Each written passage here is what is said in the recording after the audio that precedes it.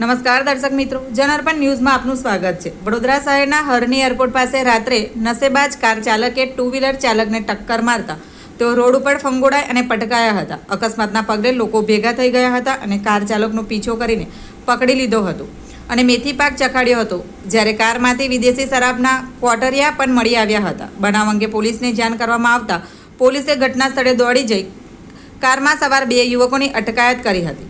વડોદરા શહેરમાં વધુ એક નશેબાજ કાર ચાલકે હરની એરપોર્ટના ગેટ પાસે અકસ્માત કર્યો હતો। ટુ વ્હીલર લઈને નોકરી પર જવા માટે નીકળેલા શૈલેષભાઈ શાહને ફૂલ સ્પીડમાં આવતા કાર ચાલકે પાછળથી ટક્કર મારતા તેઓ ફંગોળાઈને રોડ ઉપર પટકાયા હતા। બનાવના પગલે લોકો ભેગા થઈ ગયા હતા। ટક્કર મારીને ફરાર થઈ ગયેલા કાર ચાલકને અન્ય વાહન ચાલકોએ પીછો કર્યો હતો।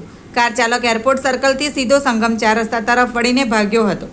સંગમ 4 રસ્તાથી તે ડાબી તરફ વળીને ધવલ નર્સિંગ હોમ 4 રસ્તા તરફ જઈને વારસિયા રિંગ રોડ પંચશીલ કોમ્પ્લેક્સ તરફ ભાગ્યો હતો। ત્યારે એક તરફ રોડનું કામ ચાલતું હોય કાર ચાલક ધીમો પડતા પીછો કરતા વાહન ચાલકોએ કાર ચાલકને ઘેરી લીધો હતો।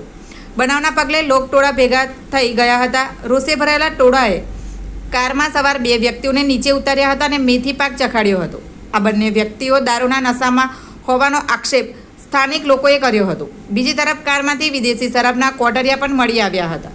દરમિયાન પોલીસને જાણ કરતાં પોલીસ ઘટના સ્થળે પહોંચી હતી અને બંને યુવકને પોલીસ મથકે લઈ જઈ આગળની કાર્યવાહી હાથ ધરી હતી। Bureau report, Janarpan news. આવા જ નવા સમાચાર જોવા માટે જોડાઈને રહો જનઅર્પણ ન્યૂઝ સાથે। અમારી ચેનલને લાઇક કરો, શેર કરો, સબસ્ક્રાઇબ કરો। ધન્યવાદ।